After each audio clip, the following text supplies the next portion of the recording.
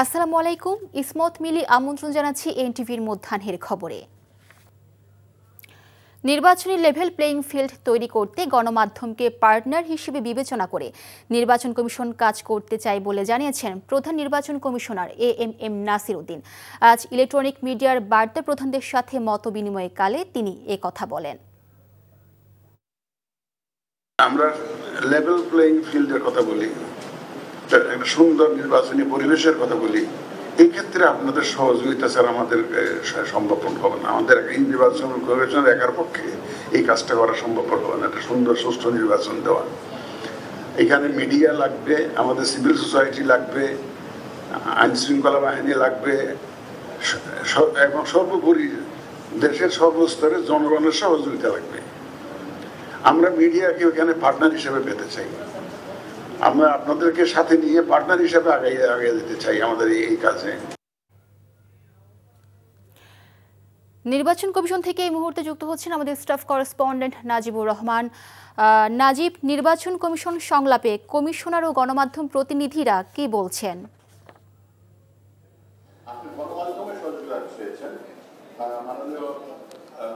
মিলি, সকাল থেকেই কিন্তু নির্বাচন কমিশনের যারা কমিশনার রয়েছেন এবং প্রধান নির্বাচন কমিশনার তিনিও গণমাধ্যম কর্মীদের সাথে মতবিনিময় সভায় অংশ নিয়েছেন। এই গণমাধ্যম কর্মীদের মধ্যে মূলত টেলিভিশন মিডিয়ার যারা বার্তা প্রধান কিংবা সম্পাদক লেভেলে রয়েছেন তাদেরকে নিয়ে মূলত এই মতবিনিময় সভাটি আয়োজন করা হয়েছে এবং এই সভাটি মূলত গণমাধ্যম কর্মী এবং তাদের কাছ থেকে যে পরামর্শ, ভোট আসলে কিভাবে সুষ্ঠু করা যায়, লেভেল প্লেইং ফিল্ডটি কিভাবে নিশ্চিত করা যায় এবং একটি অবাধ নিরপেক্ষ একটি নির্বাচন করা যায় সে ব্যাপারে পরামর্শ নেয়ার জন্যই কিন্তু মূলত এই মতবিনিময় সভাটি আয়োজন করা। এবং এই সভায় যারা টেলিভিশন মিডিয়ার বার্তা প্রধানরা রয়েছেন তারা যেটি বলছেন যে ভঙ্গুর আইন শৃঙ্খলা পরিস্থিতি এবং অন্যান্য যেই একটা অস্থিরতা দেশের মধ্যে বিরাজ করছে সেখানে এই আসন্ন জাতীয় নির্বাচনটি অত্যন্ত চ্যালেঞ্জিং এবং সেটি উতরাতে কিন্তু গণমাধ্যম যেভাবে সহযোগিতা করা উচিত সেভাবেই তারা পাশে থাকবে এবং নির্বাচন কমিশনকে আরও কঠোরভাবে সবকিছু মনিটরিং থেকে শুরু করে ব্যবস্থাপনা করার দাবি তারা জানিয়েছেন। সেই সাথে সাংবাদিকদের অবাধ স্বাধীনতা এবং সাংবাদিকদের যেই ভোট কেন্দ্রে প্রবেশের সুযোগ দেয়া থেকে শুরু করে সংবাদ প্রচারের ক্ষেত্রে কোনো ধরনের বাধ্যবাধকতা যেন না থাকে সেক্ষেত্রেও কিন্তু গুরুত্ব দিয়েছেন তারা এবং তারা বলছেন যে সাংবাদিকরা যেন তাদের কাজটা ঠিকভাবে করতে পারে সেক্ষেত্রে নির্বাচন কমিশনের সহযোগিতা যেন ঠিকভাবে থাকে সে ব্যাপারটি তারা গুরুত্ব দিচ্ছেন। সেখানে প্রধান নির্বাচন কমিশনার তাদের মতামতগুলো শুনছেন এবং মতামত শোনার আগে সূচনা বক্তব্যে তিনি বলছিলেন যে সামাজিক যোগাযোগ মাধ্যমে যে সকল অপতথ্যগুলো ছড়ায় আসলে এই সারা দেশ জুড়ে সেগুলো কিন্তু রুখতে গণমাধ্যমের ভূমিকা রয়েছে এবং আসন্ন জাতীয় সংসদ নির্বাচনে একটি সুষ্ঠু নির্বাচন আয়োজনের ক্ষেত্রে গণমাধ্যমের ভূমিকা অপরিহার্য বলেও তিনি মন্তব্য করেছেন এবং সেক্ষেত্রে গণমাধ্যমের একটি সহযোগিতাও তিনি চেয়েছেন যেন একটি সুষ্ঠু নিরপেক্ষ নির্বাচন করতে পারেন। সেই সাথে আরেকটু বলে রাখি যে সাংবাদিকদের ভোট কেন্দ্রে প্রবেশের ব্যাপারে বেশিরভাগ বার্তা প্রধানরাই কিন্তু গুরুত্ব দিয়েছেন এবং তারা জোর দিয়ে বলছেন যে সংবাদ মাধ্যমের যারা কর্মী রয়েছেন তারা যেন তাদের দায়িত্বটি ঠিকভাবে কোনো বাধা ছাড়াই পালন করতে পারে সেটি নিশ্চিত করার ব্যাপারে কিন্তু জোর দিচ্ছেন। তো এখন আলোচনা চলছে, আলোচনার পরবর্তী সময়ে সকল গণমাধ্যম কর্মী কিংবা যারা বার্তা প্রধান রয়েছে তাদের পরামর্শের পরবর্তী সময়ে হয়তো সিএসি আরও কিছু কথা বলবেন, তখন হয়তো আপনাদেরকে আরও বিস্তারিত কিছু তথ্য আমরা জানাতে পারবো। মিলি, গণঅভ্যুত্থানের সময় 6 জনকে হত্যার অভিযোগে মানবতা বিরোধী অপরাধের মামলায় কার্যক্রম নিষিদ্ধ আওয়ামী লীগ নেতা মাহবুব আলম হানিফ সহ 4 জনের বিরুদ্ধে অভিযোগ আমলে নিয়ে তাদের বিরুদ্ধে গ্রেপ্তারি পরোয়ানা জারি করেছে আন্তর্জাতিক অপরাধ ট্রাইব্যুনাল। তদন্ত চলাকালীন যে সময়টুকু দরকার ছিল সেগুলো পার হয়েছে। তদন্ত রিপোর্টগুলো হাতে আসার পর একটার পর একটা করে ফর্মাল চার্জ দাখিল হচ্ছে, বিচারের আনুষ্ঠানিক যাত্রা শুরু হয়েছে, অনেকগুলো মামলার চূড়ান্ত পর্বে রয়েছে। সুতরাং জাতির যে প্রত্যাশা ছিল যে এই নিকৃষ্টতম হত্যাকারীদের, গণহত্যাকারীদের, মানবতা বিরোধী অপরাধ সংগঠনকারীদের বিচার এই বাংলাদেশে যাতে হয় সেটা হওয়ার ব্যাপারে আন্তর্জাতিক অপরাধ ট্রাইব্যুনাল সঠিক রাস্তায় আছে। তারা দৃঢ় প্রতিজ্ঞার নিয়ে এই কাজটা করে যাচ্ছেন। আমরা আশা করছি মানুষের প্রত্যাশিত সময়ের মধ্যেই তাদের এই বিচার কার্য সম্পাদন করা সম্ভব হবে। বৌদ্ধ ধর্মাবলম্বীদের দ্বিতীয় বৃহত্তম ধর্মীয় উৎসব শুভ প্রবারণা পূর্ণিমা আজ ৩ মাসের বর্ষাবাস শেষে আত্মশুদ্ধি ও পাপ মোচনের বার্তা নিয়ে উদযাপিত হয় এই দিনটি।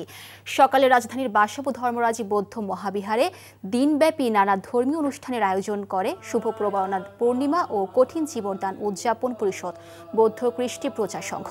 ভোরে পিণ্ডোচ্চারণের মাধ্যমে শুরু হয় প্রবারণা পূর্ণিমা। পরবর্তীতে বুদ্ধ পূজা, সংঘদান, অষ্টপরিষ্কার দান, পঞ্চশীল প্রার্থনা, প্রদীপ পূজা করা হয়। সন্ধ্যায় ফানুস উড়ানোর মধ্য দিয়ে শেষ হবে আনুষ্ঠানিক প্রবারণা পূর্ণিমা। অশুভকে বর্জন করে শুভকে বরণের আহ্বানই এই উৎসবের মূল বার্তা।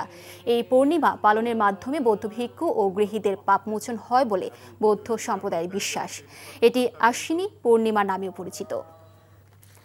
উজানের ঢল আর ভারী বর্ষণের কারণে তিস্তা নদীর পানি বৃদ্ধি পেলেও ভোর থেকে লালমনিরহাটে অংশ কমতে শুরু করেছে। তলিয়ে গেছে নীলফামারীর নদী তীরবর্তী নিচু এলাকা। সকাল ৯টায় তিস্তা ব্যারেজের ডালিয়া পয়েন্টে পানি বিপদসীমা ৩ সেন্টিমিটার নিচ দিয়ে প্রবাহিত হচ্ছে। গতরাতে তিস্তার পানি বিপদসীমার ৩৫ সেন্টিমিটার উপরে প্রবাহিত হয়।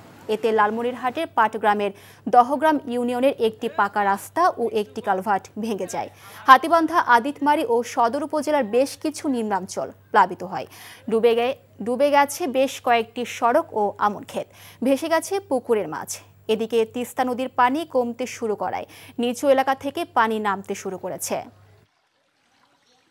আমাদের এই প্রত্যেকটা বছরের নদী এলাকায় এই দোয়ানি ব্রিজ থেকে যে পানিটা আমাদের এখানে ঢোকে, প্রত্যেকটা বাড়ির হাঁস, মুরগি, গরু, ছাগল, আমাদের বাড়ি ঘর, কাপড় চোপড়, খাট পালং সব তলে যায়। কালকে থেকে এ পর্যন্ত মানুষ কোনো চুলা চালাইতে পারে নাই, সব ঘরে ঘরে পানি উঠছে। রাজধানীর একটি 5 তারকা হোটেলে বিসিবি নির্বাচনে ভোট গ্রহণ চলছে। সেখান থেকে যোগ দিচ্ছেন সিনিয়র করেসপন্ডেন্ট কুশল ইয়াসির। কুশল, বিসিবি নির্বাচনে ভোটারদের উপস্থিতি কেমন দেখছেন?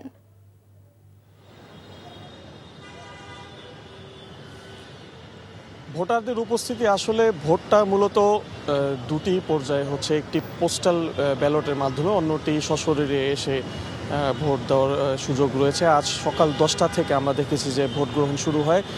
যেহেতু পোস্টাল ব্যালটেও আছে, অনেকেই কিন্তু অলরেডি সেই পোস্টাল ব্যালটে অনলাইনের মাধ্যমে এসে ভোটগুলো প্রদান করেছেন এবং সেই অনুযায়ী এখানে তেমনটা আমরা ভোটারের উপস্থিতি দেখতে পাইনি। আমিনুল ইসলাম বুলবুল একজন হেভিওয়েট প্রার্থী, তিনি ঢাকা বিভাগ থেকে নির্বাচন করছেন। তিনি কিন্তু ভোট দিয়েছেন, আমরা দেখেছি বর্তমান সভাপতিও তিনি, এবং আমাদের সঙ্গে কথা বলেছেন এবং তিনি সন্তুষ্ট এবং সন্তুষ্টি প্রকাশ করেছেন। আমরা দেখেছি যে ক্যাটাগরি 3 থেকে খালেদ মাসুদ পাইলট ও দেবব্রত পাল দুজন নির্বাচন করছেন। সেখানে কিন্তু একটি হাড্ডাহাড্ডি লড়াইয়ের আভাস পাওয়া যাচ্ছে। তাদের যে ভোটাররা রয়েছেন বিভিন্ন সার্ভিসেস এবং শিক্ষা প্রতিষ্ঠান এর ভোটাররা, তারা কিন্তু উপস্থিত হয়েছেন। ক্যাটাগরি 3 এর যে ভোটাররা, তাদেরই উপস্থিতি আমরা বেশি দেখতে পেয়েছি। অন্যদিকে আমরা জানি যে ক্যাটাগরি 1 থেকে কিন্তু অলরেডি অনেকেই বিনা প্রতিদ্বন্দ্বিতা নির্বাচিত হতে চলেছেন এবং সেজন্যই সেখানকার ভোটারের সংখ্যা অনেকটাই কম। সবচেয়ে হাড্ডাহাড্ডি লড়াইয়ের কথা রয়েছিল যে ক্যাটাগরি 2 থেকে ক্লাব, ঢাকার যে ক্লাবগুলো রয়েছে সেখানে, কিন্তু আমরা সে ভোটারের উপস্থিতিও কিন্তু তুলনামূলক খুব কমই দেখতে পেয়েছি আমরা। এবং সব বিবেচনায় বিকেল 4টা পর্যন্ত যে পরিচালনা পর্ষদের ভোটাররা ভোট দিবেন এবং 7:30টায় কিন্তু আরেকটি ভোট হবে, যে পরিচালকরা নির্বাচিত হবেন তারা কিন্তু সভাপতি, সহসভাপতি দুজনকে নির্বাচিত করবেন। এই ছিল আমার কাছে সবশেষ। দর্শক, জানছিলাম বিসিবি নির্বাচনের খবর। এই ছিল মধ্যাহ্নের খবরে। এই খবরের ভিডিও শো আপডেট জানতে ভিজিট করুন এনটিভি অনলাইন www.ntvbt.com। এছাড়াও এনটিভির জনপ্রিয় সব অনুষ্ঠান ও খবরের আপডেট জানতে ভিজিট করুন আমাদের ইউটিউব ও ভেরিফাইড ফেসবুক পেজে। 2টায় দুপুরের খবর দেখার আমন্ত্রণ রইল। ধন্যবাদ সবাইকে।